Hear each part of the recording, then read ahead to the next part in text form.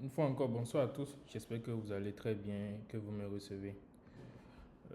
Merci d'être venus si nombreux pour notre talk de ce soir. L'objectif de ce talk, en fait, c'est d'aider vraiment.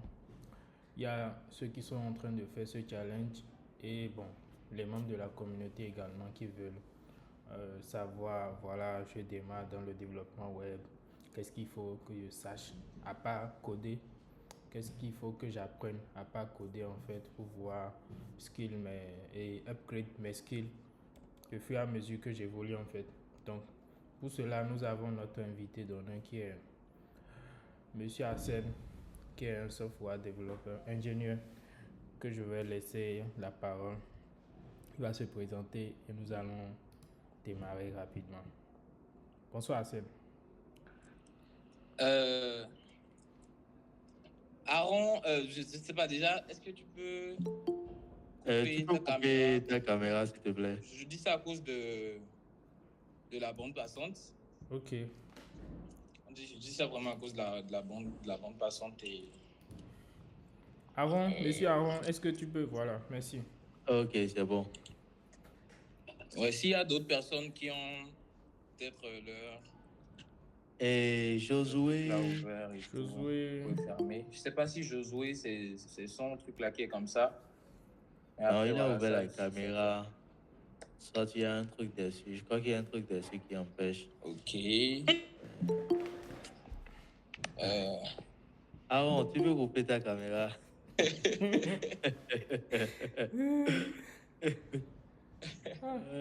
Aaron Paladé, tu nous reçois? Si c'est compliqué, je vais le retirer de l'appel et on va continuer. Non, attends. Pas ça. Retirer. On Je crois va... que admin, tu peux couper sa caméra. Tu peux lui couper sa caméra. Non, je pense bon, pas. C'est bon. Ok, c'est bon. Ok. Aaron refuse. Tu vas aussi. Non, on va faire avec. Ok. Ok. Perturbé et tout. Du coup, présente. Moi, c'est Arsène. Je suis Arsène Naoumou, comme sur vos écrans. Je suis développeur. Je vais dire, j'ai pas envie de dire ingénieur, mais voilà, je développe. J'ai une concentration côté front-end. Sinon, voilà, j'ai fait du back-end. Je ne suis pas proficient en back-end. J'ai fait un peu de DevOps et tout. J'arrive à déployer de petits trucs, à écrire de petits scripts, NGX et tout. Donc voilà. Je m'intéresse beaucoup plus à tout ce qui est front-end engineering, donc tout ce qui a trait au front-end. Donc, je peux dire que c'est là, je suis beaucoup plus proficient, même si je vise des standards un peu plus élevés. Je continue d'apprendre tous les jours. Donc, voilà un peu ça. Je suis développeur. Après, je suis musicien aussi, musicien instrumentiste. Je fais du piano, de la flûte, de l'harmonica. Et voilà, c'est pas juste un hobby, c'est mon deuxième métier parce que je vis aussi de ça. Ok. Donc, en gros, c'est ça. Ok. Ce soir, je crois, c'est vrai qu'on va parler technique, mais on va aussi parler d'expérience. Je vais partager le plus d'expérience que j'ai. J'en ai pas beaucoup. Je suis un débutant aussi, d'une façon ou d'une autre. Si on se met sur certains standards quand même. Et ça va être un échange. J'espère qu'on va tous y gagner, que je vais gagner aussi beaucoup de choses venant de vous. Donc, l'idée, c'est vraiment de partager avec vous. Ok. Si c'est que je viens de voir ton message, tu voudrais que je mette ma caméra? Non, bon, si tu veux, hein. Mais je pense qu'on peut y aller. Il n'y a pas de souci. Ma tronche là, non, je crois pas. On peut y aller. On a déjà démarré. Donc, D'accord. merci beaucoup, Hassan. Et merci également pour ta disponibilité. On devait le faire le samedi passé, mais il y a eu des contretemps des deux côtés, en fait. On n'a pas pu tenir le rendez-vous. Ok. Oui. Donc, en fait, ce soir, ça va être très interactif. On a quand même essayé d'énumérer certains questions en fait qui vont essayer de globaliser pas mal de choses. Anyway, si dans le développement, vous avez des questions, si dans le développement en fait vous avez des questions, vous pouvez les mettre dans le chat au fur et à mesure pour ne pas oublier. Donc, Ouais. nous allons démarrer par la première question. La première Mhm. question, c'est quel conseil donnerez-vous à quelqu'un qui débute en développement web aujourd'hui? J'avais lu cette question-là. Je trouvais que c'était un peu fade, mais voilà. On va quand même essayer de dire comme ça. Comme je l'ai dit, ce sera un partage d'expérience. Je ne dis pas, je vous préviens, ce que je veux dire ici, ça ne va pas forcément s'appliquer à tout le monde. Je vais vous dire ce qui a marché pour moi et qui pourrait marcher pour vous. Donc, on ne va pas prendre ça pour parole d'évangile, pas dire quelque part que voilà, Arsène a dit ci, Arsène a dit ça. Bon, après, si je perce, si je deviens célèbre, voilà, vous pouvez dire ça. D'accord, on a noté. Ok. Mais pour l'instant, là, faut que je reste caché aussi, quoi, parce qu'il y a les boss, même là, ils vont dire que c'est le petit la raconte. Donc, voilà, bon, en termes de conseils, c'est vrai, il y a beaucoup de gens qui m'écrivent hum, pour, pour me dire, OK, ils veulent des cours, ils veulent des vidéos, ils veulent ci, ils veulent ça. Mais après, très peu de personnes, en fait, euh, arrivent à tenir avec ces vidéos-là. Tu vois, je ne sais pas, est-ce qu'il y a des gens ici qui ont réussi à suivre un tutoriel peut-être, bon, 1 heure de temps, ça va encore. Mais prenons juste l'exemple d'une playlist. Vous avez une playlist qui fait, je ne sais pas, 40 vidéos, avec des vidéos d'une heure ou bien de 45 minutes, des trucs comme ça. On commence, mais après, il y a la motivation qui n'y est pas trop. Donc, ça ne le fait toujours pas. Ça ne le fait toujours pas. Ou bien c'est peut-être un PDF qui fait 600 pages. Au début, il y a cette motivation-là. On veut faire la chose. Donc, on commence, il y a vraiment cette flamme-là. Mais en réalité, c'est juste un feu de paille. Donc, ça brûle rapidement, ça prend fin. Qu'est-ce que moi j'ai fait au début? Ok, la formation de Graphic Art.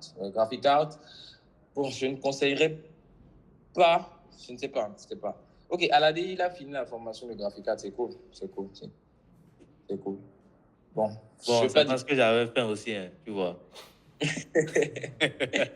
Dans le temps là, j'avais faim. J'avais pas le choix, quoi. Comprends. Ce que moi j'ai fait, voilà, je l'ai dit, je vais vous dire ce qui a marché pour moi. Ce que j'ai fait, j'ai commencé avec. Je voyais des gars sur Twitter. Donc, moi, je traînais beaucoup sur Twitter. Je suivais des gars de tous les niveaux. Je voyais des gens débuter devant moi. Et en quelques mois, ils arrivaient à faire des prouesses, des trucs comme ça. C'est comme ça, en fouillant, je suis tombé sur Free Code Camp. Je ne sais pas si vous connaissez Free Code Camp. Ouais, je connais. Voilà. Si vous connaissez Free Code Camp, vous savez qu'ils ont des certifications. Pour ceux qui ne savent pas, ils ont des certifications. Que je fais le get. J'espère que vous voyez Oui, oui, on mon voit ton écran. écran. Si vous voyez mon écran, Oui. vous avez sûrement vu. J'ai par exemple, quand je prends cette certification-là, c'est un truc que j'ai repris déjà. C'est la 3e fois que je reprends. Ok. J'ai appris 2 fois. La première fois, ça m'a pris 3 mois. La deuxième fois, ça m'a pris moins de temps. Bon, là, je vais à mon rythme parce que, bon, c'est beaucoup plus truc là. Donc, Free Code Camp, ils ont un parcours. Je vous conseillerais même de parcourir les 3 premières certifications de Free Code Camp. Vous commencez par le premier, la première certification, Responsive Web Design. Après ça, il y a JavaScript, Algorithms, et voilà, TSA. Et il y a le front-end, truc là, l'assertif front-end, je crois ils ont abordé React. Je ne sais pas s'ils ont mis à jour, mais dans le temps, moi, j'ai appris React avec les classes components. Il n'y avait pas encore les function components avec ES6 et autres. Donc, quand vous prenez le parcours web design, c'est beaucoup de trucs à cocher. Ça va vraiment loin. Je ne vais pas vous mentir, avec FreeCodeCamp, je ne vais pas vous dire qu'à la fin de ces certifs-là, vous saurez développer un site de A à Z. À la fin de FreeCodeCamp, il y a par exemple des certifications.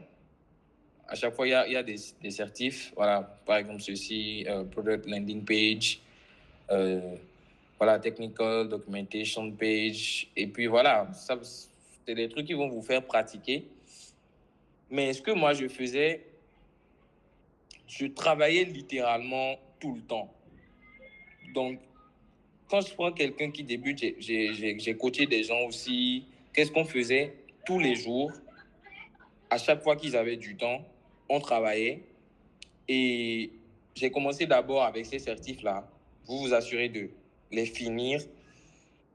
Ça va vous donner une idée un peu plus globale des différentes propriétés. Par exemple, quand je prends le CSS, les propriétés, comment elles s'utilisent, comment on les combine pour avoir de bons trucs là et tout.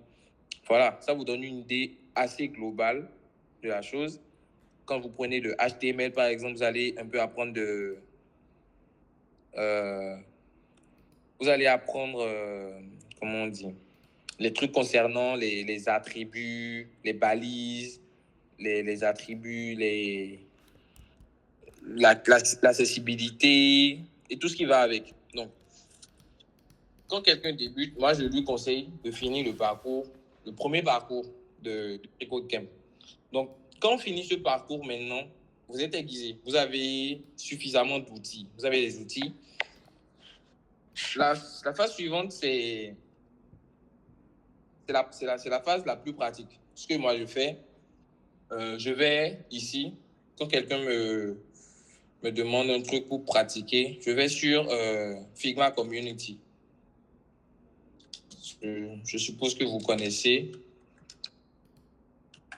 Donc, l'idée, c'est sur Figma Community, il y a des templates gratuits que vous pouvez utiliser. Essayez de les reproduire. Maintenant, ce que moi je fais, bon, je ne vais pas ici parce qu'il y a trop de choses sur Figma Community, on se perd rapidement. J'ai un autre site, ça s'appelle Design. J'oublie toujours. Ok, c'est UI Store. Vous connaissez ça? Je ne sais pas si vous connaissez. Moi, je ne connaissais pas ça. Ok, donc UI Store, c'est des... bon, je ne sais pas si c'est vrai. On m'a dit que c'est les designers qui ne sont pas payés par le client, des trucs comme ça. Qu'est-ce qu'ils font quand ils finissent des projets et que, voilà, le client les fait chier, des trucs comme ça? Ils publient ça ici gratuitement. Je ne sais pas si c'est vrai. Oh, c'est ce qu'on m'a dit dans le temps. Donc, c'est ce que moi je fais et tout. Je viens là, je prends. Vous pouvez trier par catégorie. Donc, il y a des templates de Figma, de Sketch, d'Adobe XD, Webflow. Voilà. Donc, généralement, moi je veux des trucs Figma. Hein, donc, voilà. Quand je prends par exemple ceci.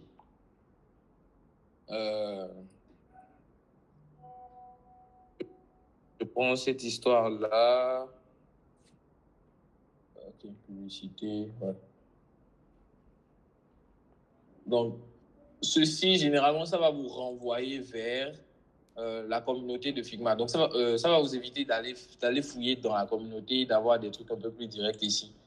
Donc, quand vous cliquez dessus, direct, vous venez là. Et vous prenez en réalité une maquette sur laquelle vous allez bosser. Donc, qu'est-ce que moi je recommande aux gens? Et c'est ce que je faisais au début. Donc, voilà, uistore.design. Si il a envoyé le lien dans le chat.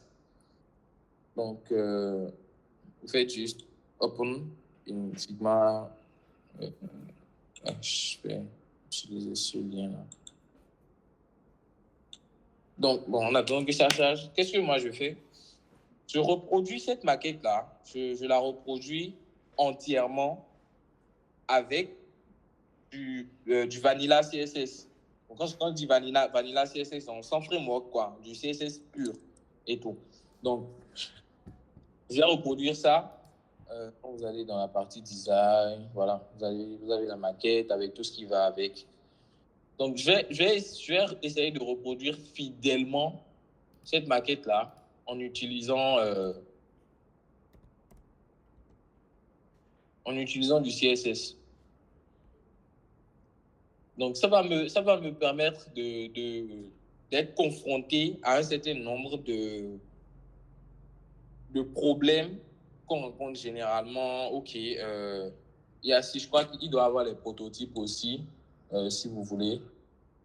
Je vais pas forcément ouvrir ça parce que... OK, donc, je vais reproduire cette maquette-là avec du CSS from scratch. Et je gère aussi le responsive, tout nickel.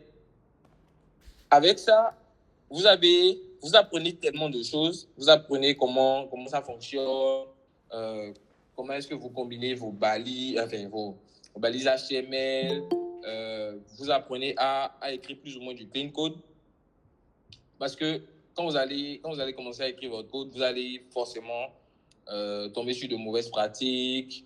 Il y aura des trucs que vous ne saurez pas faire. Vous allez fouiller, vous allez voir un peu comment d'autres personnes font ces choses-là. Et ça va quand même vous permettre de mieux maîtriser l'outil que vous avez à votre disposition. Tout ce que vous avez appris au niveau de FreeCodeCamp, vous allez pouvoir les mettre en pratique ici. Donc, vous voyez par exemple ce menu-là, OK. Rapidement, avec FreeCodeCamp, ils ont une section pour les Flexbox. Moi, je me vois utiliser des Flexbox ici. OK, je vois un truc en deux colonnes là, avec un truc dessus. Ceci, rapidement, je pense en même temps à un truc en... Il y a une question dans le chat. Heidi, je crois. Ouais. Attends. Ouais, la personne n'a pas bien cerné. En fait, et Hassan dit qu'il a le design dans Figma et il reproduit ça avec du CSS, tout simplement. Oui. Avec Figma, je vais juste les... pardon, je crois qu'il y a le prototype là qui est en train de faire ramer ma machine. Désolé, j'ai ouvert tout plein de choses ici. Là. Bon, whatever. Je ne sais pas si vous voyez toujours mon écran. Oui, on voit toujours ton écran. Ok. Bon, c'est pas dans Figma. Figma va juste m'aider à récupérer les valeurs. Vous voyez, Figma va m'aider à récupérer les valeurs. La police qui a été utilisée, les valeurs et tout ce qui va avec. Donc, c'est ça. Je vais juste ouvrir un projet HTML CSS dans VS Code. Donc, je viens à chaque fois ici pour voir ce que j'ai fait. Maintenant, après, il faut savoir utiliser Figma aussi. Je ne dis pas qu'il faut savoir utiliser Figma pour apprendre à faire des maquettes, mais en tant que développeur, il y a beaucoup de choses que les gens ne maîtrisent pas. Ils ne savent pas comment récupérer les bonnes valeurs. Je ne vois pas utiliser fidèlement ce que Figma leur montre comme valeur. Alors que, je ne sais pas, vous allez voir, OK, ça a coupé mon truc. En attendant, je suis en train de parler, mais je vais redémarrer ma machine. J'ai trop d'applications ouvertes sur le PC, ça a ramé. Donc, voilà. Donc, c'est un truc, par exemple, c'est une erreur que beaucoup commettent. Un designer, par exemple, les designers, ils ont des préférences. Vous allez voir un designer qui va, par exemple, faire son design sur un écran de 1440 pixels. Et comme ma machine va redémarrer, je vais vous montrer. J'ai par exemple une maquette sur du 1440 pixels. Et toi, tu vois peut-être un card il y a une section avec trois cartes. Et une carte, ça fait, par exemple, je donne juste un exemple, 300 pixels. Et puis, OK, direct, dans ton code, tu fixes la largeur de la carte à 300 pixels.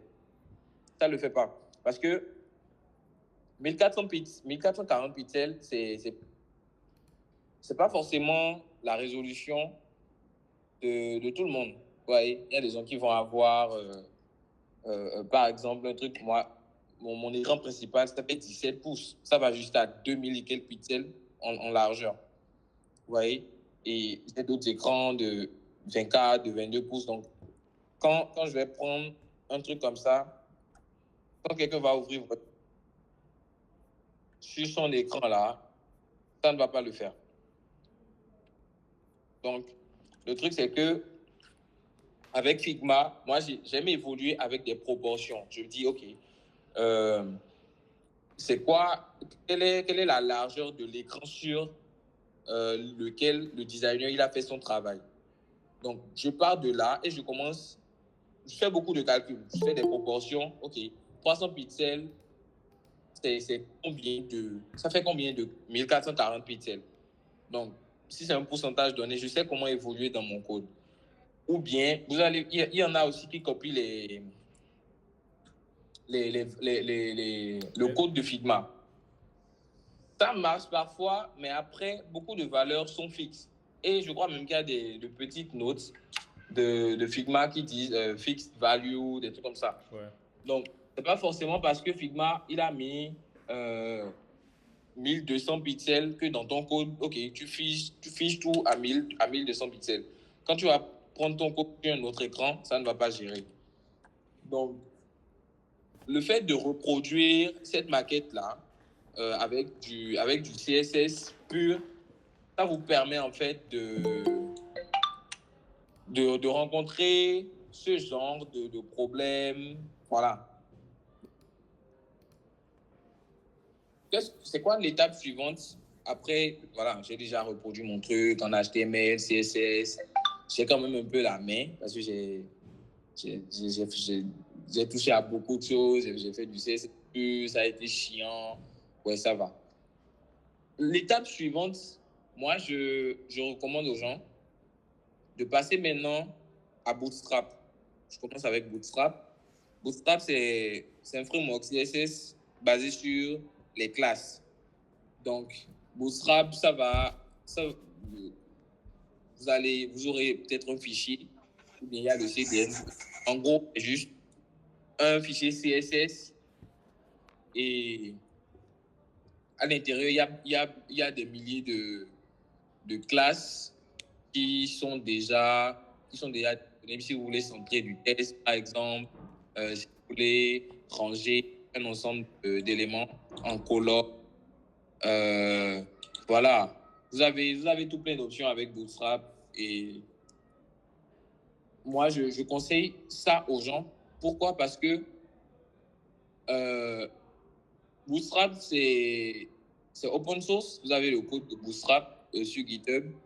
Donc, quand vous allez écrire, par exemple, un code avec Bootstrap, vous avez la possibilité, même si si vous êtes un peu curieux, vous avez la possibilité d'aller voir, OK, cette classe que j'ai utilisée là, voici le code qui est derrière. Et moi, je le faisais très souvent, je ne vais pas vous mentir. Déjà, j'ai bossé pour un CMS, je vais dire, je vais pas mentionner le nom ici.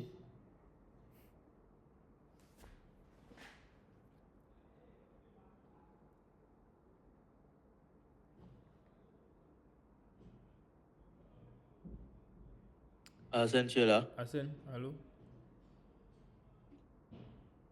On ne te reçoit pas.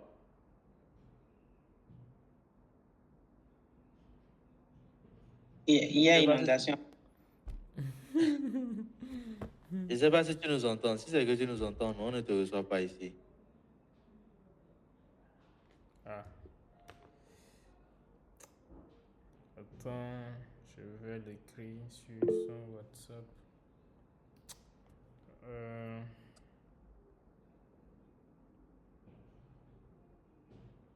Attends, attends.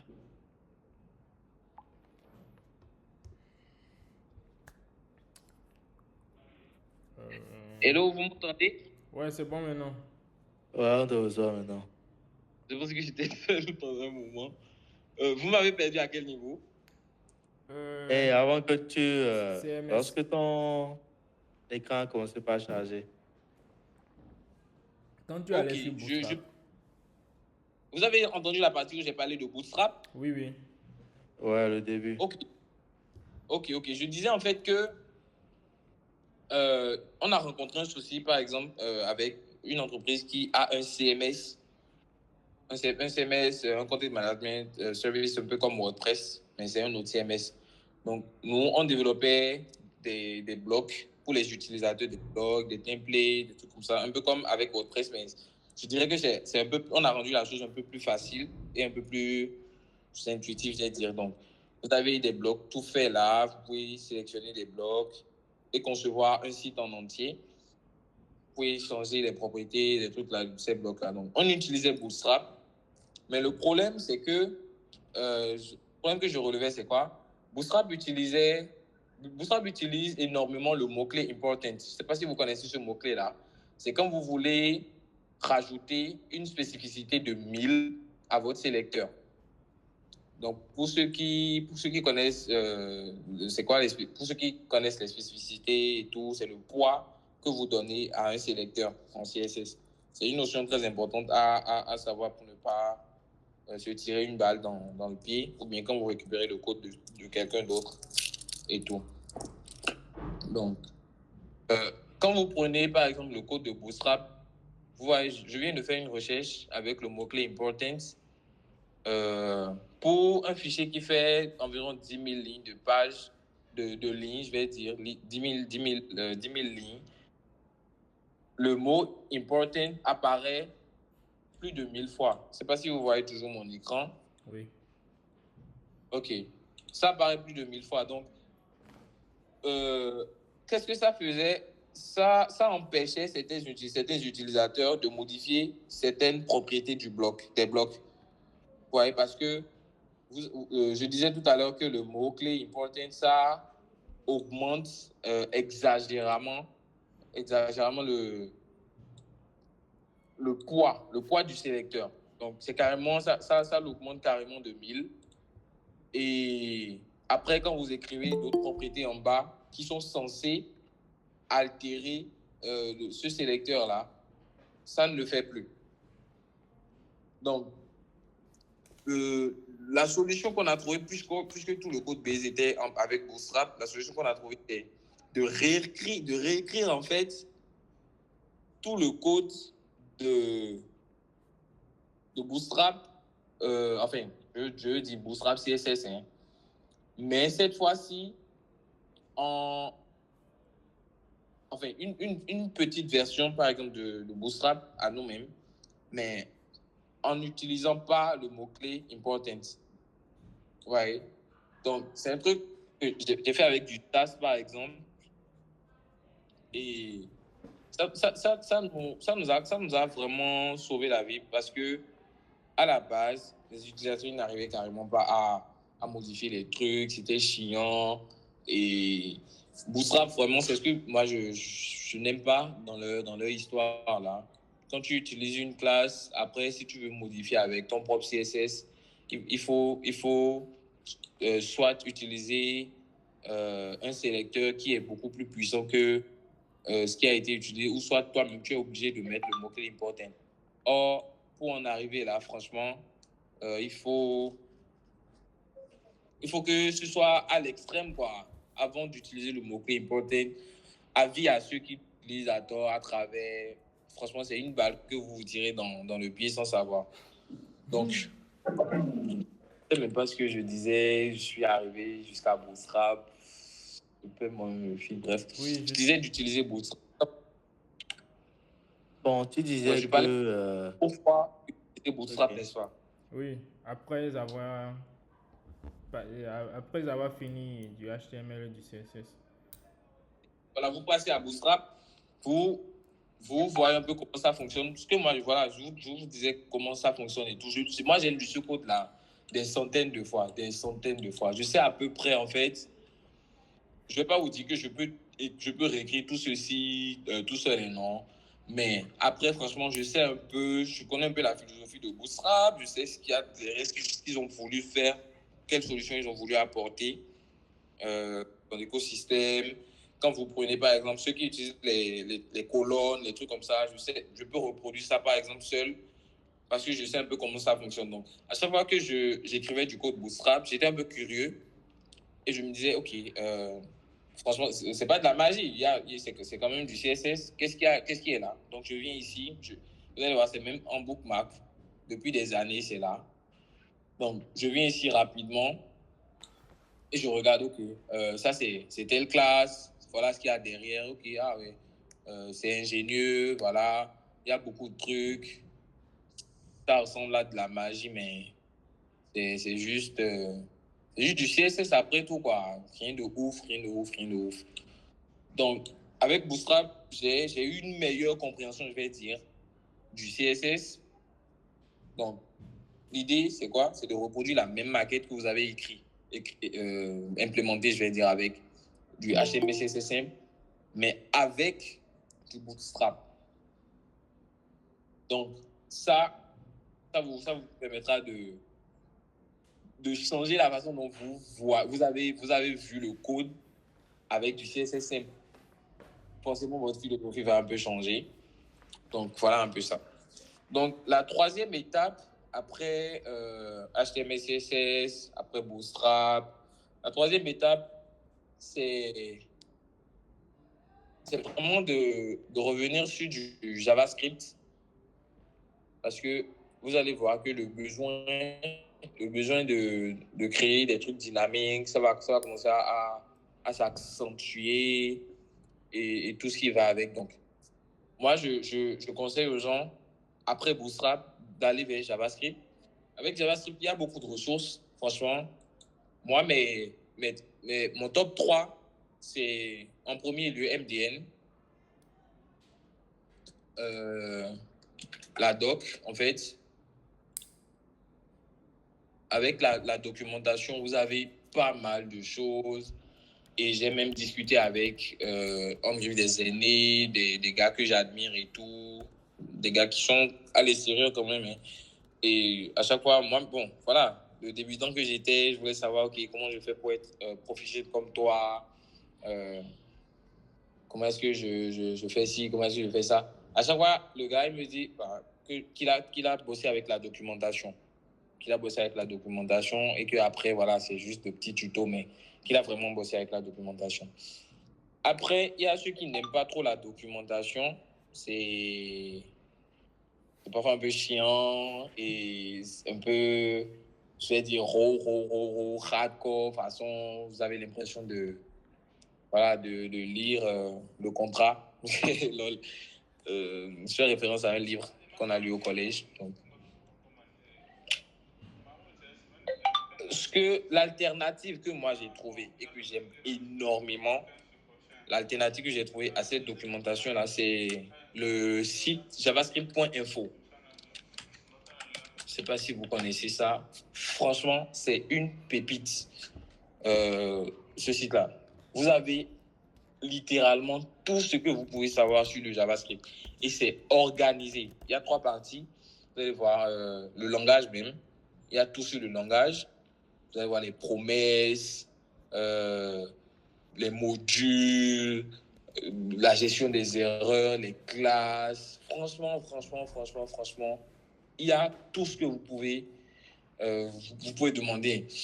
Et ce qui est cool, c'est que c'est des tutos vraiment magiques. Vous avez un article très bien écrit sur le sujet, peu importe ce que vous prenez, vous avez un article très bien écrit avec des exemples très bien fournis, des use cases que vous allez pouvoir rencontrer, pratiquement tous les use cases possibles. Donc, moi, je fouille énormément cette histoire-là. J'ai même prévu reprendre tout. Pour ceux qui ont 10 euros, je crois, ouais, ça doit être à 10 euros. Désolé. Je t'en mets ton truc là, je suis cherché. Ah, ok. Voilà. Donc, vous avez la possibilité de prendre, ils ont un e-book, mais voilà, hein, c'est pas obligé, vous pouvez lire sur le site, mais voilà, pour ceux qui aiment bien faire les choses, vous pouvez prendre l'e-book, c'est pas plus de 10 euros, et franchement, ça, voilà, 9 euros, regardez. La partie de 9 euros, la partie 3, 9 euros, donc. Et on vous permet même d'avoir les 3 parties ensemble à 18 euros. Donc, c'est vous qui voyez. Donc, comme je vous le disais, c'est organisé en partie. Il y a Part 1, JavaScript Language. Part 2, ça parle des événements, du DOM en réalité. Je suis navigateur, vous avez vraiment tout. Et après ça, il y a des sujets un peu plus avancés. Le network, les objets, les animations. Il y a par exemple ce truc-là, tellement bien fourni. Je suis sûr que vous avez déjà entendu parler de Bezier Curve pour ceux qui écrivent des animations. Comment est-ce que ça fonctionne? Je suis sûr qu'il y a des gens qui l'utilisent peut-être ou bien qui récupèrent des animations sur Internet et c'est un peu comme de la magie. Mais après, ça vous dit comment ça fonctionne. Donc, vous pouvez vous-même écrire vos Bezier Curves. Et voilà, franchement, ça le fait. Bezier Curves, c'est une propriété du CSS, mais il y a beaucoup de gens, en fait, il y a beaucoup de gens qui font des animations un peu plus poussées avec du JavaScript. Donc, une fois que vous comprenez comment Bezier Curves, ça fonctionne, vous pouvez littéralement tout faire. Vous pouvez littéralement faire des animations de dingue. Donc, vous pouvez vraiment fouiller ce site-là pour être proficient en JavaScript. Ça gère. Donc, ça, c'est ma deuxième ressource. La troisième ressource, c'est le parcours de FreeCodeCamp, la certif de JS. Je vous ai dit, ça m'a pris 3 mois. Et quand je vous dis ça m'a pris 3 mois, c'est 3 mois full. Genre, je ne faisais que ça. Dans la période, déjà, j'étais au chômage. J'avais mon temps. Et c'était, je crois, dans la période Covid. Donc, ouais, j'étais au chômage. Donc, il fallait rapidement monter en compétence pour... Et ça a payé, franchement. Dès les premiers mois, moi, j'ai commencé à avoir mes petits marchés en freelance et tout. Franchement, ça a géré. Et je communiquais aussi énormément. C'est un truc dont je vais vous parler aussi. La communication. Ceux qui restent dans leur coin, ça ne marche pas forcément pour eux. Ça dépend. Donc, avec ce truc-là, vous avez c'est que des exercices, hein. Franchement, vous prenez un truc au hasard, vous avez peut-être un petit truc là, ok, et il y a un challenge, vous résolvez l'exercice avant de passer au challenge suivant. Ils ont beaucoup amélioré ça. Donc, les bases, vous avez tout plein de choses, hein. Ouais, c'est vraiment beaucoup de choses. Donc, je faisais que ça. Littéralement, tous les jours, je me lève le matin à 7 heures et c'est parti pour pratiquement toute une journée. Je faisais que ça. Donc, ça va vraiment vous aider à avoir les fondations parce que c'est des trucs pratiques. Donc, si vous venez ici, vous avez un problème avec peut-être une propriété, un truc comme ça, vous pouvez retourner sur la documentation ou bien sûr JavaScript Info pour apprendre un peu plus sur l'outil que vous voulez utiliser pour résoudre ces problèmes ici. Donc, en gros, c'est ces 3 outils-là. Je ne veux pas vous donner plus d'outils parce que plus vous en avez, plus vous avez l'embarras du choix et plus votre côté procrastinateur s'accentue. Donc, vous vous dites, OK, j'ai plusieurs ressources, je vais le faire. Finalement, vous ne commencez jamais. Mais quand vous vous concentrez sur un nombre limité de ressources, voilà, ça gère un peu plus. Ouais. Donc, voilà. Donc, je parlais du JavaScript, vous faites ça. Donc, forcément, dans ce parcours, vous allez apprendre à faire des trucs plus ou moins dynamiques. Par exemple, des navbars. C'est des trucs que je faisais, des petits trucs comme ça. Navbar, comment faire une navbar avec du JavaScript, une navbar responsive. Comment faire un menu, une sidebar dynamique. Des trucs vraiment concrets avec du JavaScript. Et la chance que moi j'ai eue, je vous disais tout à l'heure que j'ai travaillé pour SMS, c'était du vanilla JavaScript. Je faisais tout le temps les blocs qu'on créait, des trucs comme ça. Donc, j'ai écrit beaucoup de JavaScript dans ma vie. Je ne suis pas encore au niveau où je veux, mais voilà, ça m'a permis quand même d'avoir une base solide en JavaScript. Donc, en gros, c'est ça. Pratique, pratique, pratique, pratique.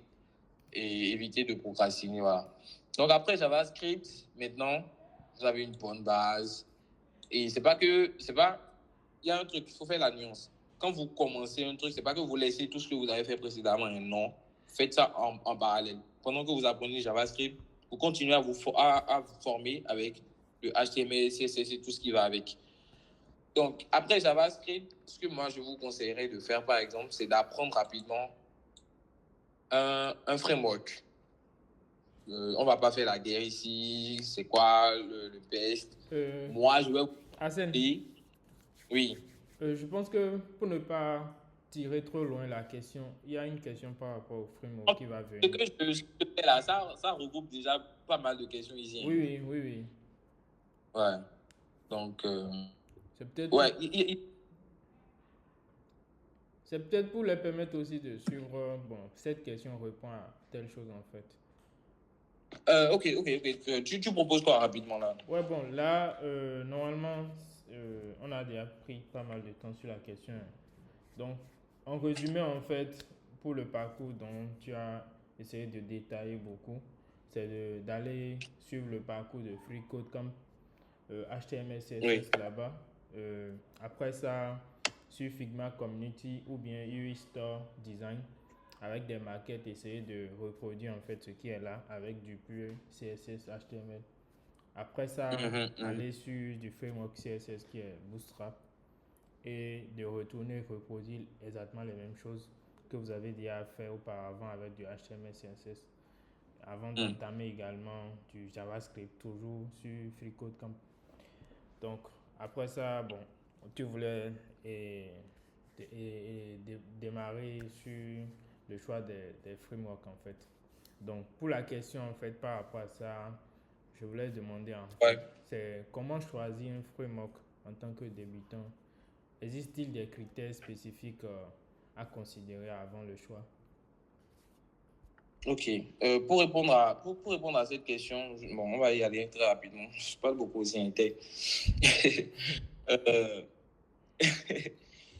Pour répondre à cette question, moi je vais dire, franchement, il n'y a pas. Moi j'ai pas de. J'aime beaucoup React, mais j'ai déjà fait du Vue. On m'a déjà pris sur des projets avec Vue.js et tout. Et genre, c'est un truc, c'est pas que tu vas apprendre Vue, tu vas faire le projet, non. On te remet le projet, on te dit, voilà, t'as tel délai et tout. Et bro, pour quelqu'un qui n'a pas un emploi fixe et tout, tu prends, parce que tu vas manger, tu te mets sur le tas. Donc, ce qui m'a toujours arrangé, franchement, c'est juste, c'est l'aptitude et l'expérience. C'est pas le framework qui fait de vous un bon développeur front-end, mais c'est votre capacité à résoudre n'importe quel problème avec n'importe quel outil qu'on vous donne. Vous voyez un peu? Et c'est pour ça on parle de ces bases-là. C'est vraiment ça la base. JavaScript, CSS, HTML, quand vous maîtrisez ces choses-là, tout le reste, moi, je peux prendre en main un framework en une seule nuit.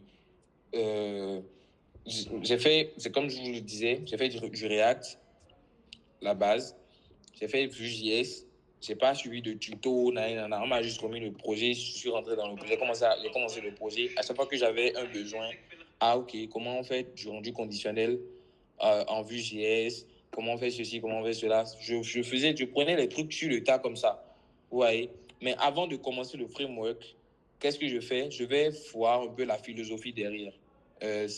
Pourquoi ce framework-là a été créé? Qu'est-ce qu'ils ont voulu faire? Quelle est l'idée derrière?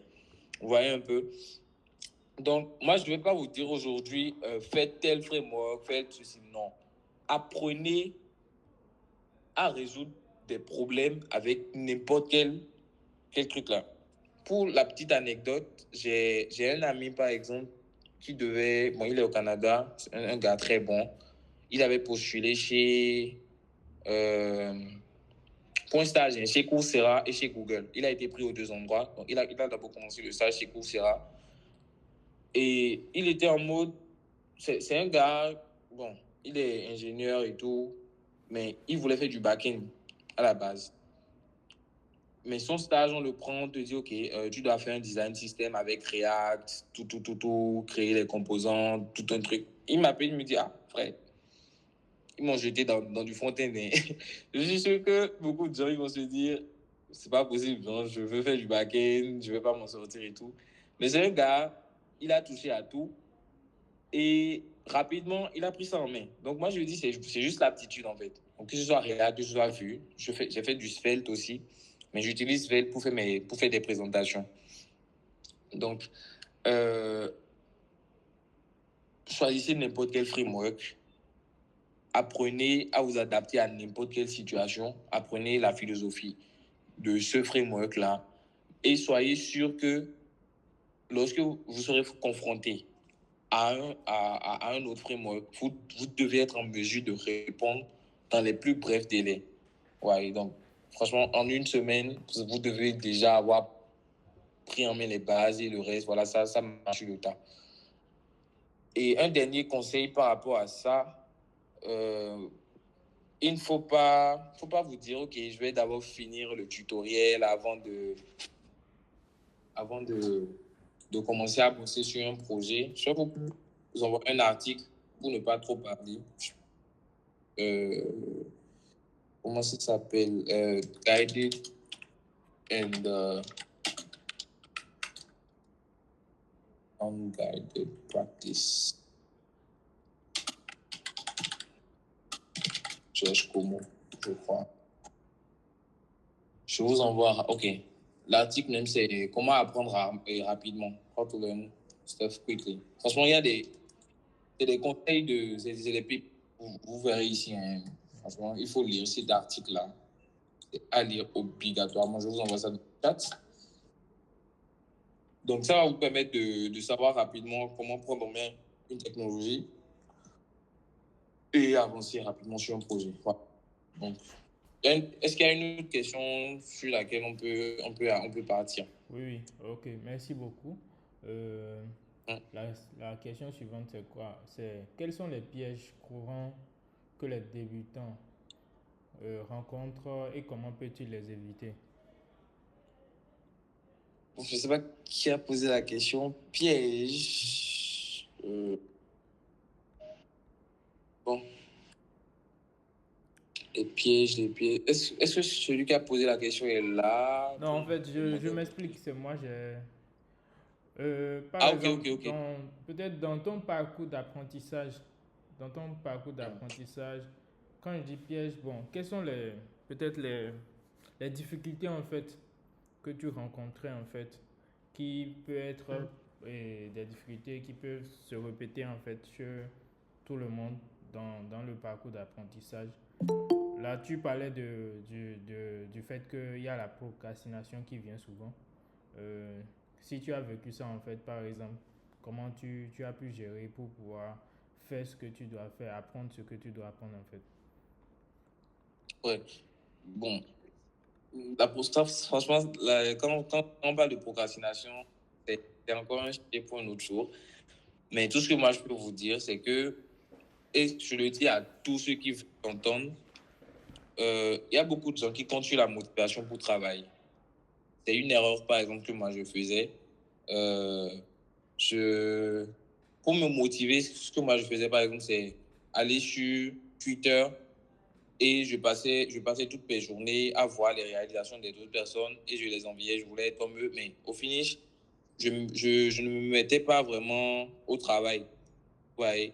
J'avais un ami dans le temps, je dis, ah, franchement, j'ai vu un truc maintenant là, c'est trop ouf, hein, le gars, il a à peine fait 1 an de développement, il était non proficient, et c'est des trucs qu'on peut passer notre temps à parler des espoirs des autres, on ne se mettait pas au travail. C'est un truc à éviter. Après ça aussi, quand vous comptez sur la motivation pour travailler, vous savez, la motivation, il y a des jours, ça prend fin. Voilà. Il y a des jours. Non, pas supprimer Twitter, hein, pas du tout. Parce que moi, Twitter, ça m'a beaucoup aidé dans mon parcours. Il ne faut pas supprimer Twitter. Ça m'a aidé comment? Parce que le jour où je me suis mis au travail, j'ai commencé à faire beaucoup de posts. Donc, l'idée derrière, c'est que ce n'était pas pour impressionner les gens, mais je disais, OK, chaque jour, il faut que je poste un truc sur Twitter. Chaque jour, il faut que je poste un truc pour montrer aux gens quand même que j'essaie je suis en train d'apprendre un truc, que j'essaie d'évoluer. Et ça m'a permis, il y a un Indien, je ne sais pas s'il est Indien ou Bangladesh et tout, enfin, il m'a remarqué comme ça, il m'a dit qu'il a l'habitude de voir mes trucs. C'est un gars vraiment profitant, il faisait des trucs de ouf. Bon, à un moment donné, il s'est marié, donc il faisait plus trop de trucs. Je sais pas si c'est sa femme qui.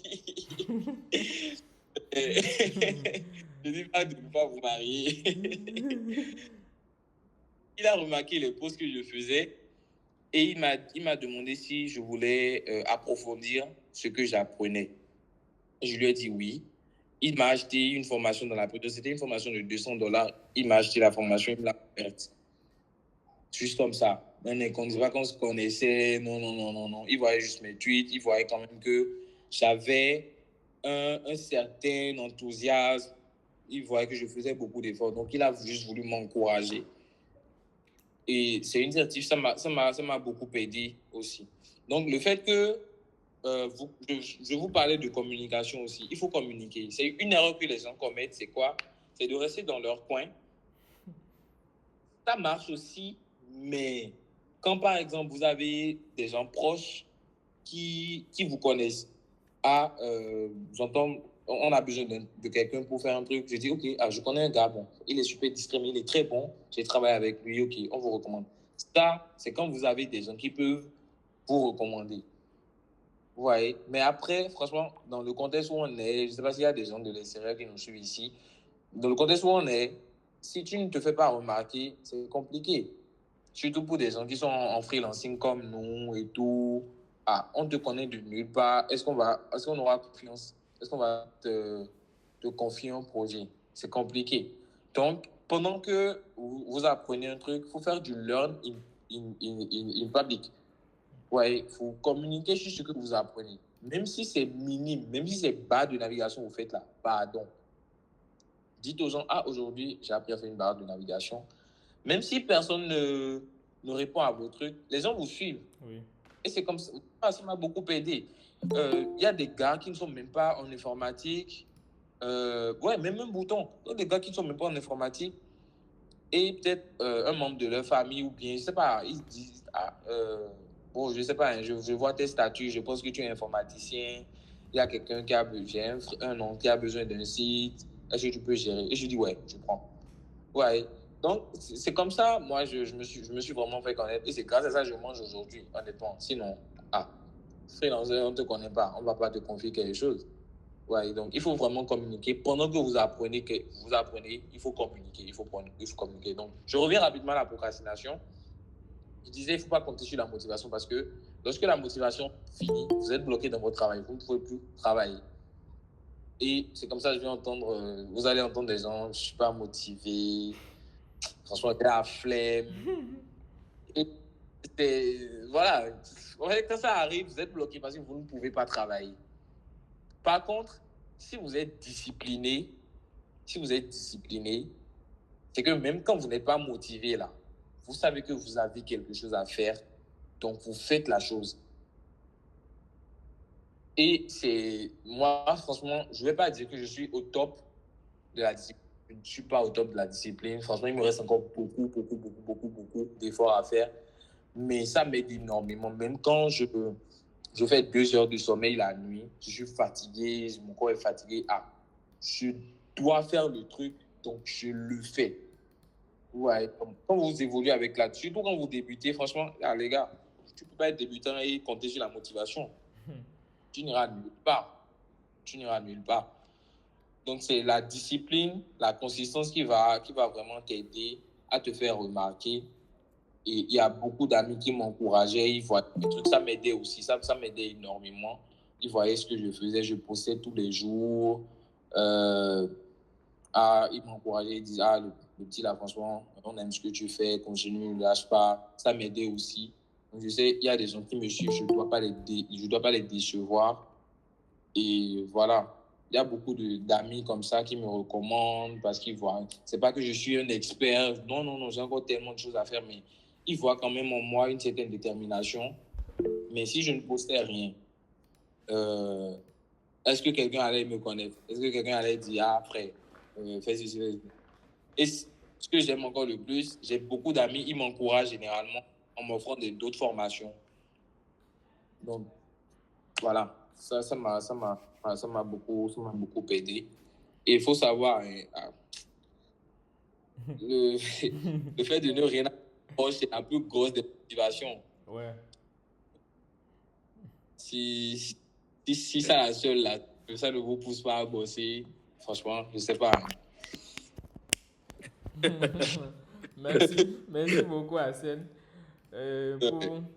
Pour la question qui va suivre, en fait, c'est quel type de projet, en fait, on peut recommander pour les débutants pour mettre en pratique leurs compétences? Parce que l'idée derrière le challenge, c'est un peu ça. On essaie par exemple de soumettre des maquettes tout simplement. C'est rien d'ingénieux. On va fouiller Figma Community. Si on n'a pas de designer sous la main, on a un design. S'il n'y a pas de version mobile, on essaie de trouver quelqu'un qui va nous aider à fournir ça. Et on leur soumet ça en fait. Ils essayent de se challenger sur cette maquette sur une semaine. Il y a un jury qui essaie de corriger, que ce soit le design et le code, et leur faire quand même un retour sur ce qu'ils ont fait. Donc, beaucoup souvent se disent, ouais, je ne sais pas ce que je vais reproduire. Là, déjà, tu as déjà partagé encore également Figma Community et UI Store pour les designs. Donc, au-delà de ça, bon, concrètement, est-ce qu'il y a des petits projets en fait qu'on peut dire, ok, bon, cette fois-ci, vous pouvez faire telle chose, ça va vous permettre d'apprendre telle notion en fait en pratiquant. Donc, si tu as 2-3 projets, par exemple en fait de projets qui peuvent apprendre avec déjà avec du HTML, CSS et du JavaScript quoi.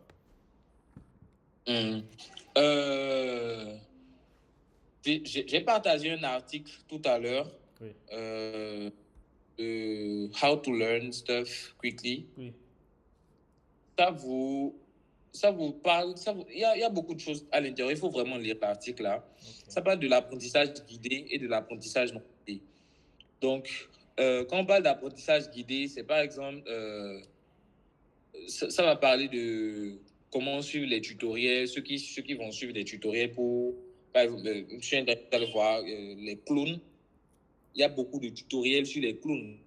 Pour les cloner Facebook, cloner Google, cloner ci, cloner ça. Ça va vous parler l'article va vous parler des avantages et des inconvénients de reproduire des clones, des trucs comme ça. Après, il y a le unguided practice, l'apprentissage non guidé. L'apprentissage non guidé va vous pousser, par exemple, à prendre un projet que presque personne n'a déjà fait. Ouais. Oui. Donc, difficile d'aller tomber sur un tuto qui fait la même chose ou bien quand vous allez rencontrer un problème avec, difficilement vous allez trouver un truc sur Stack Overflow qui fait la même chose. Donc, vous serez obligé de réfléchir par vous-même pour trouver les solutions. Franchement, les ressources là, Figma, Community, UI Store, c'est largement suffisant. Il faut juste diversifier les maquettes sur lesquelles vous travaillez. Parce que vous pouvez mettre sur votre portfolio. Franchement, moi, je trouve que c'est largement suffisant. Oui. OK. Apprenez déjà à faire, par exemple, diverses catégories de sites web, à reproduire diverses catégories de sites. Je prends un site e-commerce. Les trucs qui vont revenir souvent, c'est quoi? Des sites e-commerce. Site e-learning. Pardon? Site e-learning. Voilà, un learning management system, par exemple, pour un truc comme Udemy. Je ne dis pas d'aller faire Udemy clone, non. Mais prenez, il y a différentes catégories de maquettes sur le store, là. Donc, vous reproduisez un truc e-commerce. Donc, quelqu'un qui veut vous confier un truc e-commerce, c'est que vous avez déjà fait des trucs, vous avez déjà buildé des paniers, des trucs comme ça. Donc, vous avez cette expérience-là. Vous allez reproduire des landing pages.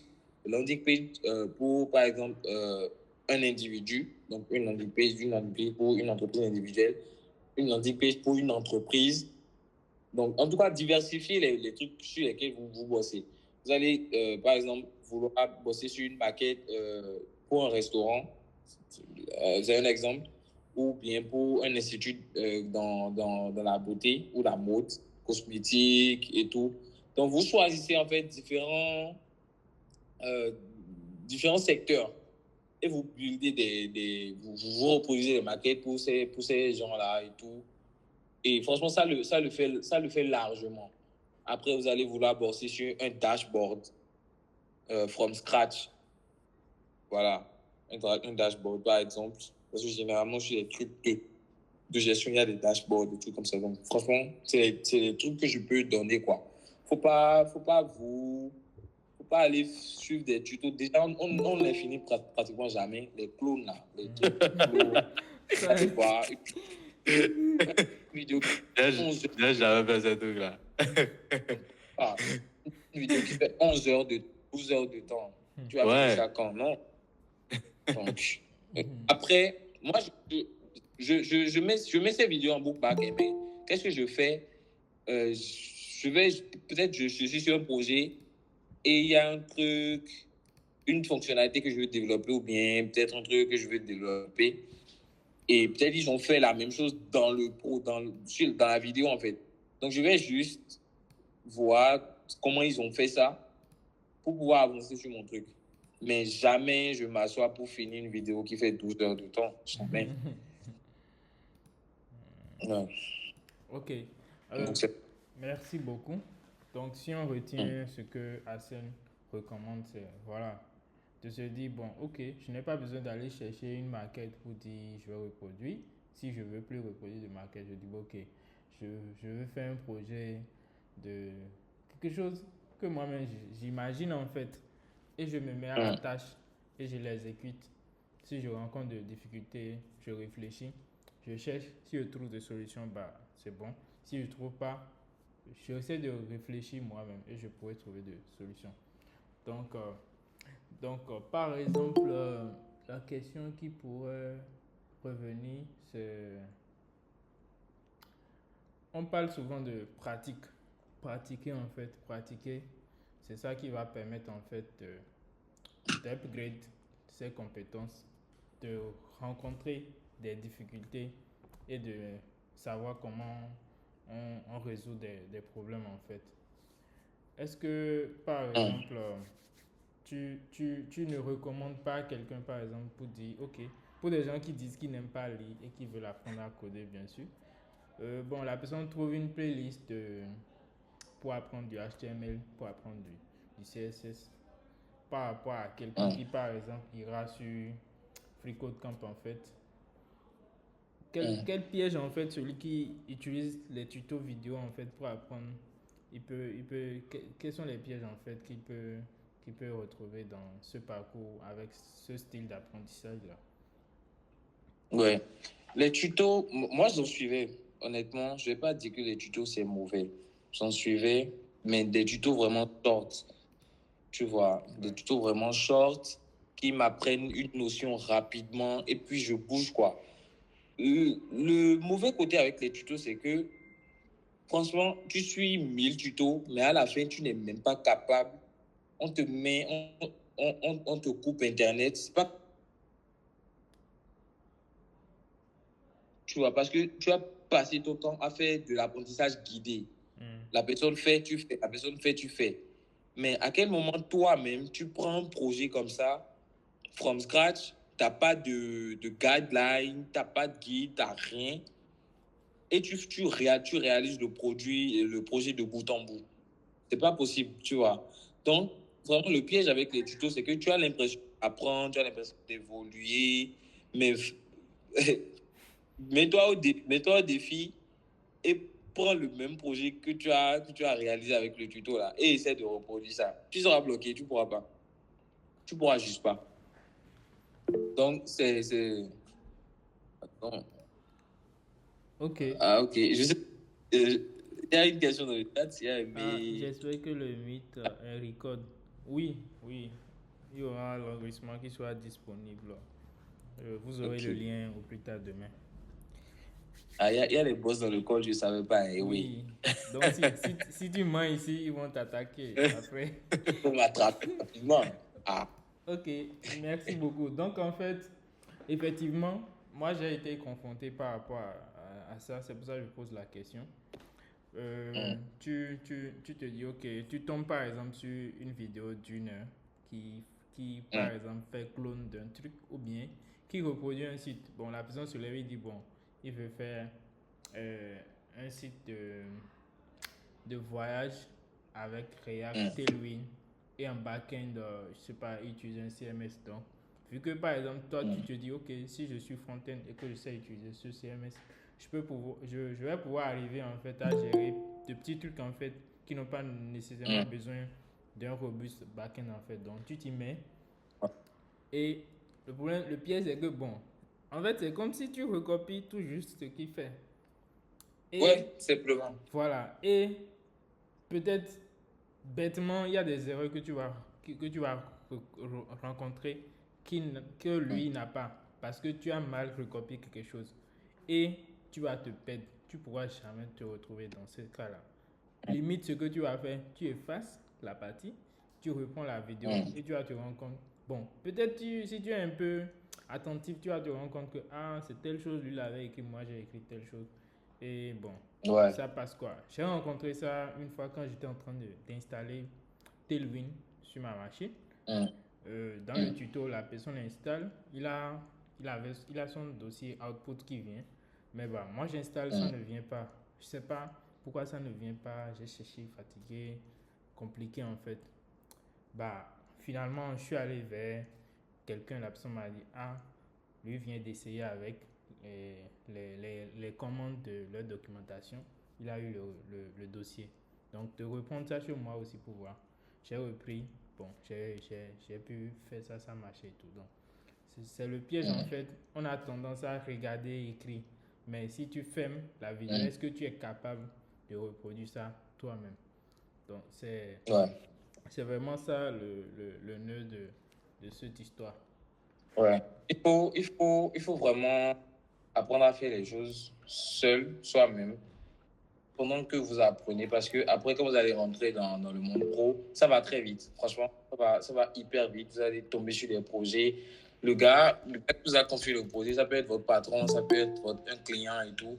Il ne veut pas savoir si vous n'avez jamais fait ce truc. Moi, j'ai pris des projets dont je ne maîtrisais même pas les technologies, mais rapidement, parce que tu as cette pression-là. Et j'ai eu, voici, je vais dire, c'est la chance. Je m'en suis donné les moyens. J'ai bossé une fois avec un aîné. Et quand je vous dis un aîné, c'est même pas quelqu'un qui a eu un parcours d'informaticien. Il avait carrément un diplôme ailleurs.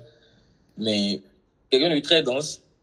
Et on voulait bosser sur un projet. Il m'a dit, OK, tu fais du React? Non. Je fais oui. Il me dit, OK, d'accord. On va bosser sur tel projet. Et je lui disais, bon, il m'avait dit qu'on va utiliser Next.js. Dans la période, je n'utilisais pas encore Next.js. Donc, moi, j'étais en mode, OK, donne-moi un peu de temps. Je vais prendre la semaine, je vais lire des trucs sur Next, je vais pratiquer un peu, je vais apprendre Next. Il dit, que lui n'a pas ce temps-là, hein, qu'on va démarrer. Et du jour au lendemain, il me met sur le repo GitHub. J'installe, je télécharge le truc, je clone et je rentre dans le code. Je vois, c'est Next.js. J'ai jamais fait Next.js. C'est TypeScript. J'ai jamais fait TypeScript. Et c'est Tailwind. J'ai jamais fait Tailwind. Je dis, c'est pas possible. Et il me dit, laisse, tu vas faire. On a 2 semaines pour boucler le projet. Moi, j'étais en mode, OK, je prends peut-être une semaine, j'apprends Next. Je prends l'autre semaine, j'apprends Tailwind. Voilà, je lis un peu TypeScript et tout. Avant de me mettre sur le projet, le gars, il est net. On démarre. Et franchement, il était comme, c'est un pote, hein, mais finalement, il était like, comme un truc là pour moi, quoi. Et il me grondait, hein, il me grondait. C'était, à la base, j'étais vraiment choqué, mais c'était pour mon bien, Ouais. tu vois. Les 3 premiers jours, il m'appelle encore. Qu'est-ce que tu as déjà fait? Ah, j'étais en mode, bon, franchement, c'est un peu lent, mais voilà. Il dit, faut faire le truc. J'évoluais comme ça sur le tas, quoi. À chaque fois que j'avais un problème, je fouillais. Et parce que j'avais jamais fait les trucs, je fais comment? Voilà, je suis déjà dedans, on dit, on a deadline 2 semaines. Et je crois, je me rappelle même un jour, je devais développer un truc et j'ai tout fait, j'ai pas pu faire le truc parce que j'étais bloqué. Ah, c'est des trucs que j'ai jamais fait. Et on s'appelle et il me dit, et au fond de moi, ouais, désolé de parler fond. Il m'a d'abord grondé. Il me fait, mais Arsène, tu n'es plus un enfant. Ce truc-là, normalement, en 2 heures de temps, tu as fini ça. Il me grondait tout le temps. J'étais choqué, mais tout ce que le mec il voulait, c'était juste, c'était pour mon bien, en fait. Donc, à la fin, après m'avoir grondé, il dit, OK, tu veux que je fasse ça? Et, ouais, moi, je choisis la facilité. Je dis, OK, il faut faire, je veux voir. Il dit, mais tu as même le culot de me dire de faire ça. Et il me dit, bah, que lui, il sait faire ça. Il dit qu'il sait faire ça. Que s'il prend ça maintenant là, que ça va pas lui prendre 3 heures de temps. Mais que s'il fait ça là, est-ce que ça m'aide? Je dis, bon, tu as raison, je vais faire. Et c'est comme ça, franchement, du début jusqu'à la fin du projet, les trucs qu'il faisait lui-même, c'était vraiment les trucs où, voilà, peut-être de petites installations comme ça. Sinon, il m'a aidé, franchement, à aller jusqu'au bout du projet comme ça. Et depuis ce projet-là, j'ai plus jamais fait de projet genre sans TypeScript, de projet React sans TypeScript, sans Next. Ouais. Tout ce que j'ai fait, c'est TypeScript, Next.js, Tailwind. Aujourd'hui, quand j'écris du Tailwind, moi, je me dis à quel moment je suis devenu tellement truc là, Tailwind comme ça et tout. Je reproduis des trucs de ouf, des trucs comme ça, voilà. Ouais, donc je vous raconte ça pour vous dire que si vous ne vous jetez pas à l'eau, vous allez toujours rester dans votre zone de confort en mode, OK, j'ai du temps pour apprendre ci, du temps pour apprendre ça. Finalement, vous apprenez, mais sur le terrain, là, vous ne valez rien. Parce que vous n'avez jamais touché. Franchement, sur le projet, là, je stressais tous les jours. Parce que à chaque fois que le gars m'appelait, c'était pour me foutre, quoi. Ouais. C'était pour savoir si tu as fini. Oui, il veut savoir si j'ai fini le truc. Je dis, alors que tu n'as pas commencé. Il dit non. Toi, quand même, les gens te connaissent. Hein. Il faut, franchement. Les gens te connaissent. Aujourd'hui, merci pour. Oui, en fait. Franchement, merci pour ce projet-là. Merci pour tout. Il dit, non, que voilà. Donc, moi, j'ai eu la chance à ce moment-là d'avoir quelqu'un comme ça. Il m'a confié cette responsabilité. Il pouvait dire, on ne va pas dépasser le délai, donc je fais les trucs. Mais il m'a permis d'apprendre énormément sur ce projet. Donc, voilà. Ouais, ça, c'est une réalité, en fait. Pour ceux qui vont aspirer à aller travailler en entreprise, le problème va revenir toujours sur la table. C'est pour ça, en fait, si les bases sont déjà bien faites, en fait, vous avez une très bonne base en HTML, CSS, une très bonne base en JS, bah, vous êtes en entreprise, à la base, c'est que, bon, les développeurs, bah, ils font React, les projets, ça avance, et, bah, un jour, le lead dit, bon, tel projet-là, on va pas utiliser React, on va utiliser Vue, on va utiliser Next, on va utiliser C. Bon, si toi qui es là, tu ne peux pas rapidement faire la prise en main du framework en fait qui est défini pour le projet et que bah on ne peut pas compter sur toi, ceci simplement peut te faire coûter ton travail en fait. Le boss va dire bon, moi je ne peux pas te payer et tu seras là. On va encore chercher quelqu'un qui maîtrise le langage. Bah Donc, l'aptitude à vite prendre en main en fait les frameworks, c'est très important et tout va de la base en fait que vous avez en JS. Vous voyez, Hassan dit tout à l'heure que bon, ça l'a pris une semaine de lire la doc de Nest.js. Il n'est pas allé lire, suivre 1000 tutos en fait parce qu'il maîtrise très bien déjà React. Et le fait de dire, ok, quand tu as un problème, si quelqu'un t'explique, et la personne te force à reproduire toi-même pour t'amener au résultat, au lieu de te reproduire ça toi-même, c'est réel en fait. J'ai subi ça avec Alade quand on travaillait sur le site web du challenge en fait. Il y a des petits trucs en fait. Je dis, bah Alade, j'ai fait ça, n'a pas marché. Hein. Il me dit, tu peux faire ça. C'est tout ce qu'il me dit. Il me dit, tu peux faire ça. Je dis, ah, je passe toute la soirée, ça ne marche pas.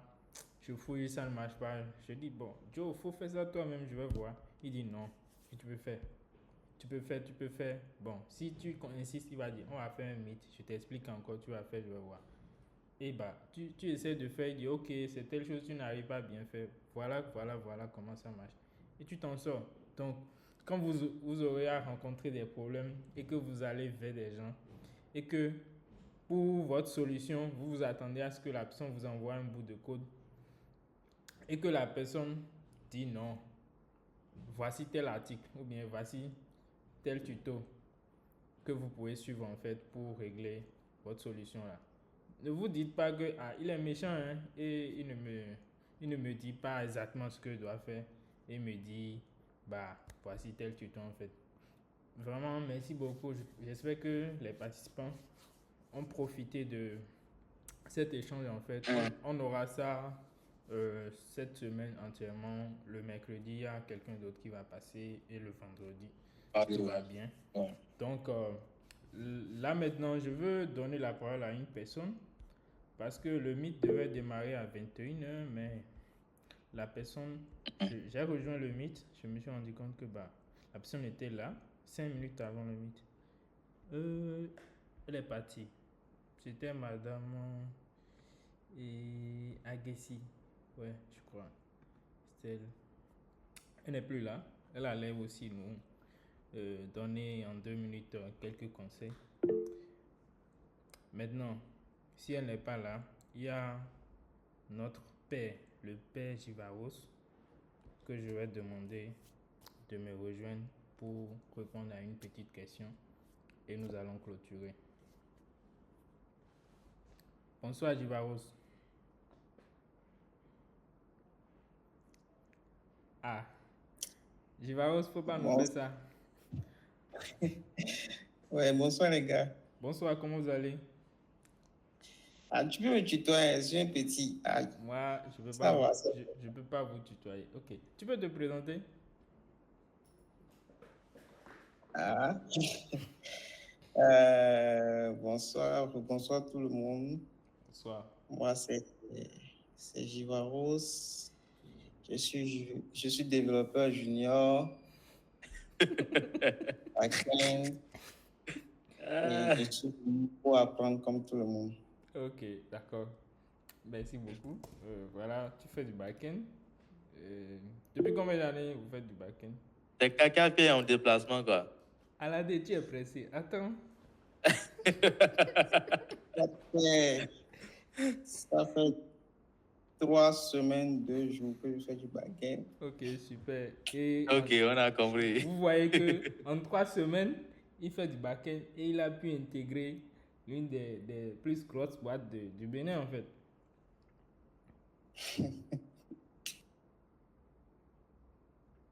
Bon, quelqu'un dit c'est vraiment important d'utiliser son bon sens pour faire face à n'importe quelle situation dans n'importe quel domaine. Ok, oui. Donc, merci beaucoup d'être venu. Je voulais juste taquiner, hein. J'ai pas de questions pour toi. Donc, merci beaucoup pour la présentation, Hassan. Ce fut vraiment un plaisir de discuter avec toi.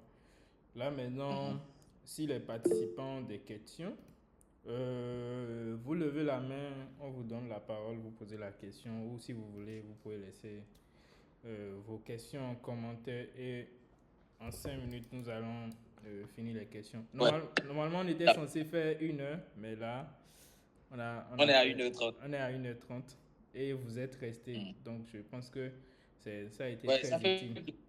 Parce que je vois que le nombre est resté constant. Oui, oui.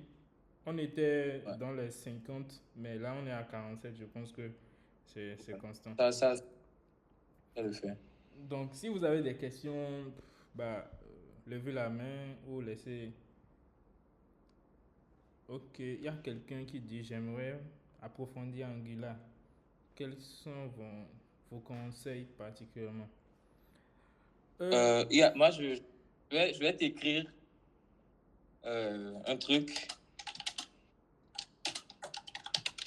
simplement. Il faut. Faut pas chercher la facilité. Si tu veux approfondir, prends des projets. Faut pas rester dans ta zone de confort. Faut vraiment pas rester dans ta zone de confort. Essaie de faire des trucs qui vont te mettre mal à l'aise. Fais des trucs difficiles. Forcément, tu vas apprendre quelque chose de nouveau. Par exemple, lève-toi par exemple une fois et essaie de reproduire par exemple un site comme Carbone. Je ne sais pas si vous connaissez Carbone. Oui, moi je connais. Ouais. Ah oui, oui, Donc, oui. c'est pas évident que tu trouves un tuto sur un truc comme ça. Donc, tu peux te lever, tu dis, ok, je vais faire un truc comme ça et tu le fais avec Angular. Tu vas un peu, tu le fais avec Angular ou bien même si tu ne reproduis pas tout le truc, tu peux dire, ok, je veux reproduire ce composant-là aujourd'hui. Tu vois, un composant, par exemple, tu reproduis le composant, peut-être un tableau dynamique, des trucs comme ça. Voilà. Donc, il faut juste faire les trucs qui vous mettent mal à l'aise. Vous allez forcément apprendre quelque chose. Il ne faut pas toujours rester dans To-Do List et Pomodoro App. Et voilà. Voilà. Je crois qu'il avait déjà répondu à cette question-là depuis le début, quoi. Ok, merci beaucoup. Est-ce qu'il y a quelqu'un d'autre qui a une question? Posez les questions. Arsène, on ne l'attrape pas 2 fois. Si pas, c'est fini. Ok. Ok, Comment je vais Oh. Bon, d'accord. Il faut écrire dans le chat. Bon. Ah, vous ne voulez pas me donner la parole? Bon, on te donne la parole, vas-y. Bon, je n'ai pas suivi depuis le début, hein, mais en fait, j'avais une question à poser. Il y a Arsène qui a dit que j'ai su jusqu'à la partie où il a dit que si les gars finissent d'apprendre un peu CSS, de build ces petits trucs-là, from scratch, d'aller sur du Bootstrap. Est-ce qu'aujourd'hui, c'est conseillé à un junior, parce que moi, je ne sais pas, hein, principalement si c'était un junior qui était venu vers moi, j'avais lui dit d'aller sur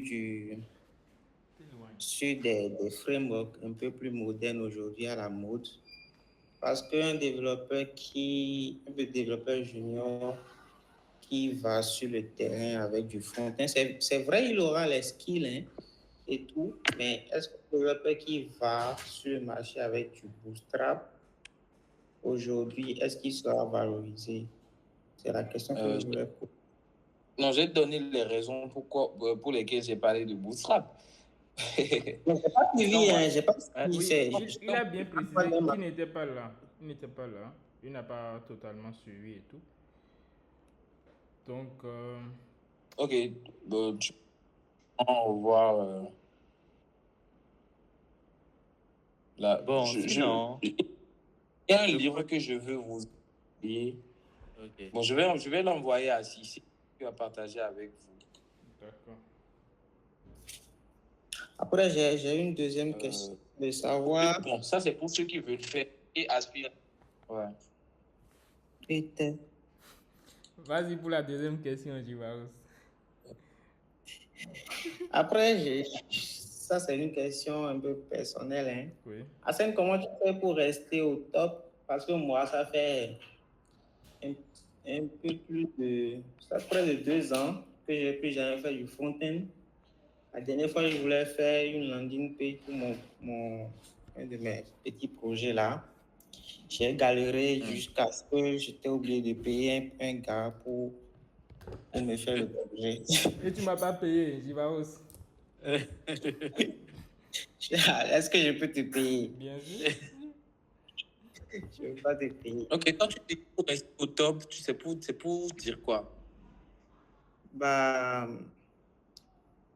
je sais pas, moi, je savais pas que j'allais perdre la main comme ça. C'est pas que, genre, visuellement, j'arrivais pas, même si côté logique, je pouvais tout ce qui était là pour que ça marche, mais CSS, ça me faisait chier et j'étais obligé de tout laisser, quoi.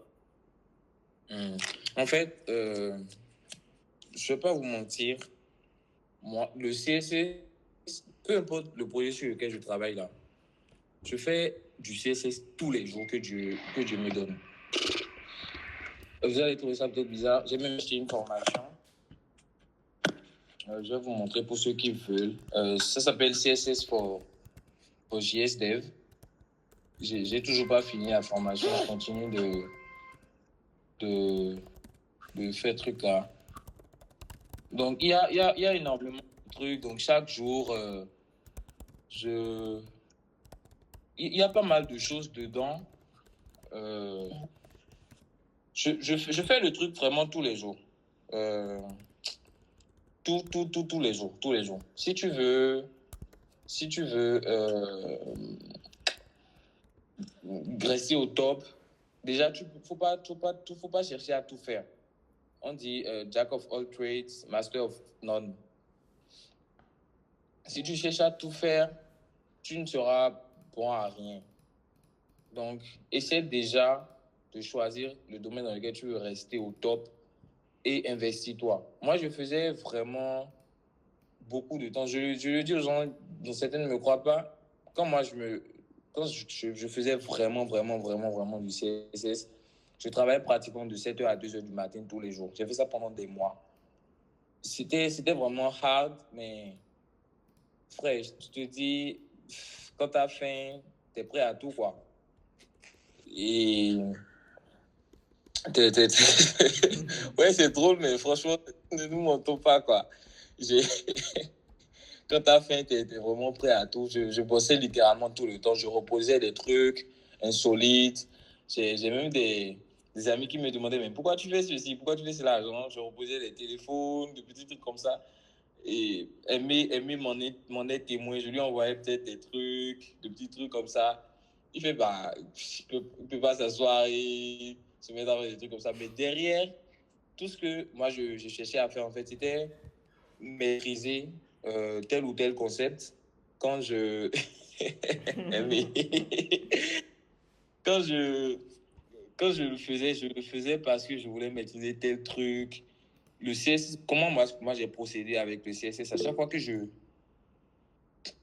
prenais une propriété, je voulais comprendre pourquoi cette propriété existe et je voulais savoir vraiment tout ce qui pouvait être su à propos de cette propriété-là. Quand je prenais Box Shadow, j'ai fait des trucs avec Box Shadow. Genre, je prends Box Shadow, je peux dire, OK, aujourd'hui, jusqu'à la fin de la journée, je veux travailler Box Shadow. Donc, je passais toute ma journée à fouiller qu'est-ce que les gens arrivent à faire avec Box Shadow. Les gens font des trucs vraiment de dingue.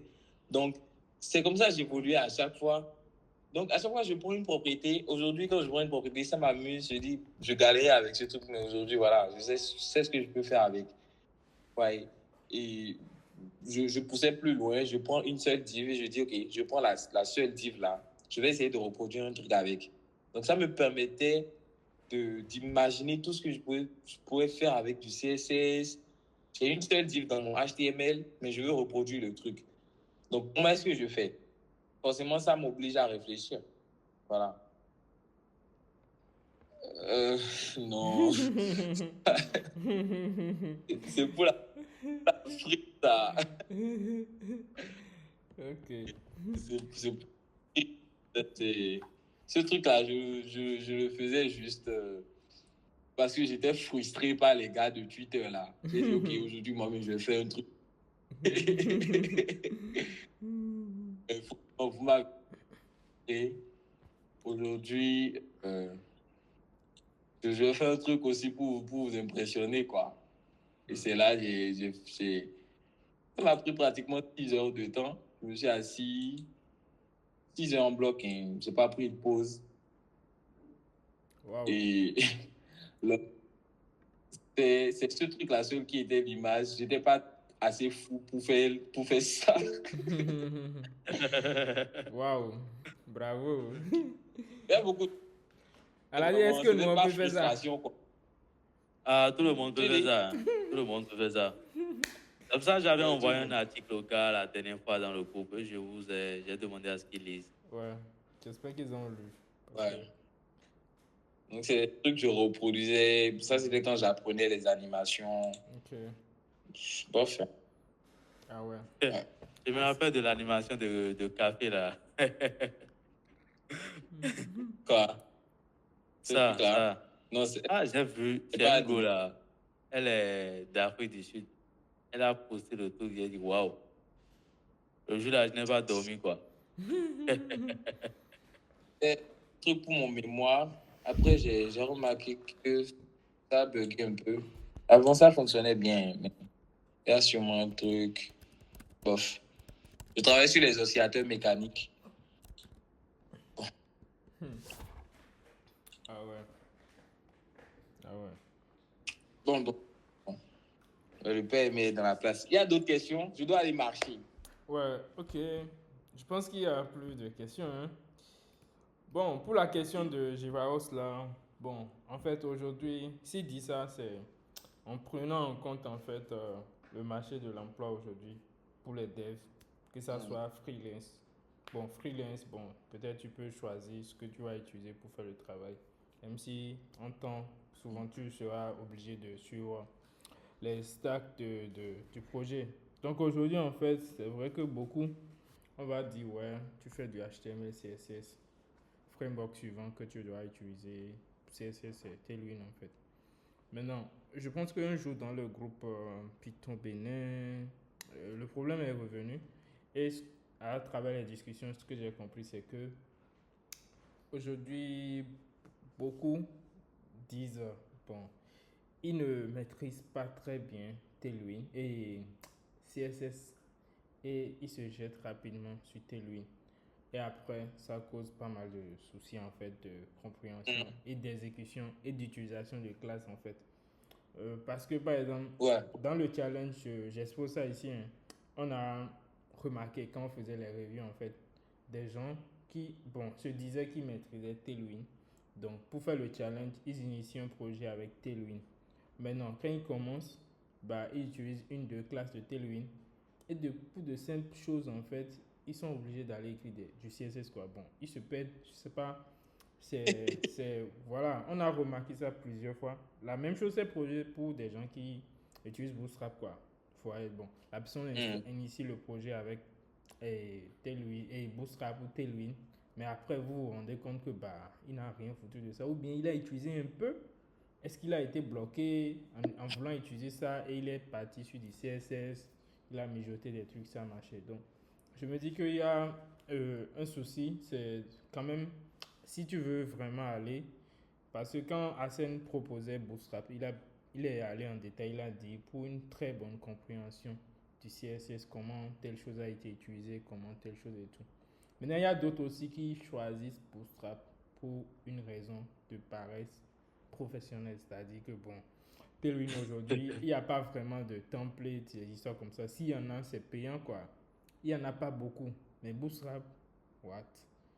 Il y en a des centaines de milliers de sites où tu peux trouver rapidement des templates de Bootstrap facilement et tout. Donc, ils ne veulent pas se casser la tête pour des trucs qu'ils peuvent trouver sur Internet quoi. Donc, c'est vraiment un réel problème qu'il y a. Sinon, pour des gens conscients qui vont prendre le temps d'apprendre correctement Tailwind, bah, il y a pas de et CSS, il n'y a pas de problème. Ils vont rapidement prendre en main Tailwind sans regarder un tuto, juste avec la doc qui est très bien détaillée. Et aujourd'hui aussi, bon, si Givaos veut faire son site, il va pas prendre un dev, il va refuser de prendre un dev qui va le faire le site avec Bootstrap. Bon, Tu vois, des choix, voilà, on se dit, ok, ça c'est révolu.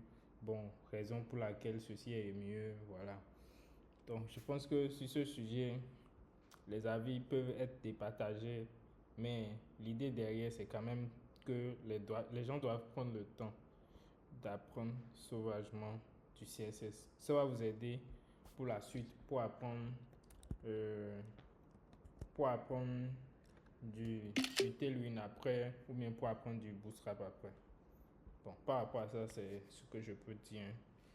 Donc, merci beaucoup à tous d'être restés jusqu'à la fin. Merci à Sen, merci à tous les participants externes, merci à tous les challengers qui sont restés jusqu'à la fin. Ce fut un plaisir de vous avoir. On va se retrouver également le... Tu dis? Et voilà. Je reste disponible s'il y a des soucis, si je peux aider pour quoi que ce soit. Moi-même, je suis en apprentissage, j'apprends toujours. Mais voilà, le peu que je suis disponible. Tu sais? Oui? Est-ce qu'il est disponible? Je ne pense pas. Je dis pas ça pour que... Ou bien tu fais comme les politiciens là. Voilà. Légèrement ça. Légèrement ça.